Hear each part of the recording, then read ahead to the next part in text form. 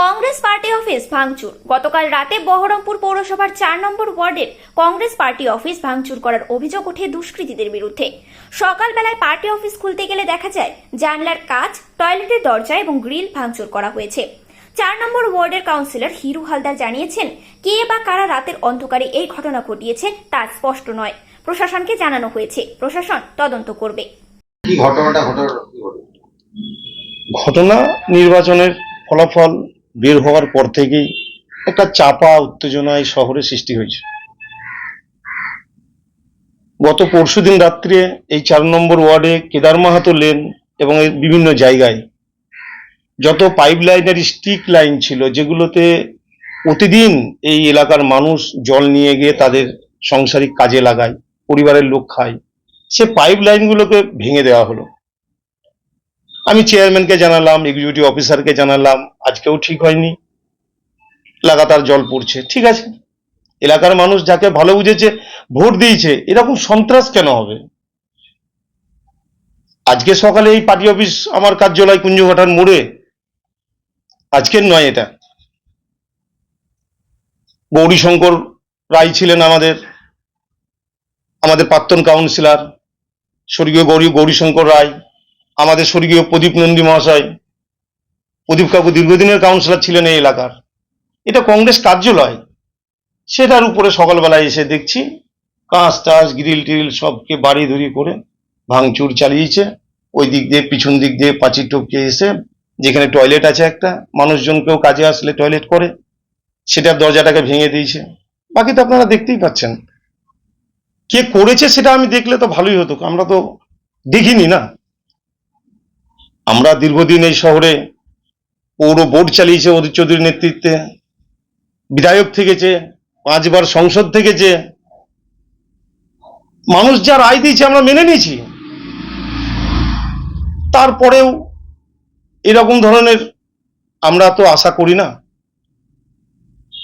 আমরা চাইবো, আমি বাংলার যুবরাজ অভিষেক ব্যানার্জির দৃষ্টি আকর্ষণ করতে চাইবো যে মুর্শিদাবাদ জেলায় এই বহরমপুর শহরে মানুষ চায়নি, তৃণমূলকে সমর্থন করেনি, তাই বলে এখানকার কিছু নেতার দ্বারা পরিচালিত কিছু সমাজ বিরোধী প্রশাসন জেনেও কিছু করছে না।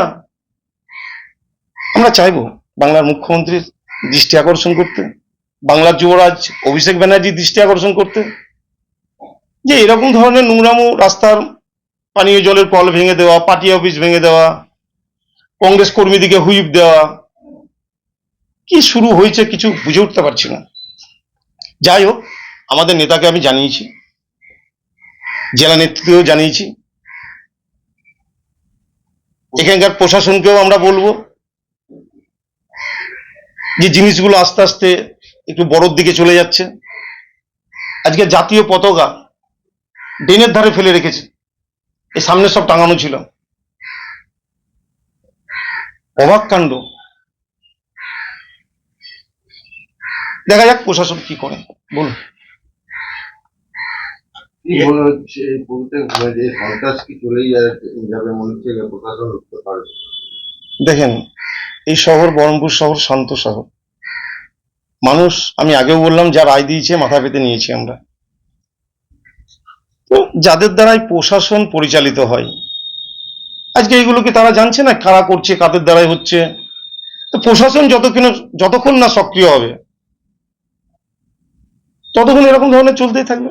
আজকে দেখুন না, আমি একজন জনপ্রতিনিধি, মানুষের রায়ে আমি কাউন্সিলর হয়েছি, আমি জেলার SC/ST সেলের প্রেসিডেন্ট, অথচ আমি বাইরে, আমি পার্টির কাজে ব্যস্ত, অথচ যেদিন আমি জানতে পারি যে আমার নামে চার্জশিট জমা পড়ছে একটা জাল সংক্রান্ত টাকার বিষয়ে, অথচ সেদিন আমি আমাদেরই এখন প্রাক্তন বলবো MP অধীর দ্বারা একটা ঠাকুর বাড়ি আছে, সেখানে সবাই মিলে একসঙ্গে আমরা, অথচ আমি জাল টাকায় কবে যে জড়িত হলাম, কি করলাম আমি জানতে পারলাম না, আমাকে জাল টাকার আসামি করে দেওয়া হলো। অথচ দেখেন, এই পার্টি অফিসে কি শুধু তৃণমূল আছে, না কংগ্রেস আছে, না বিজেপি আছে?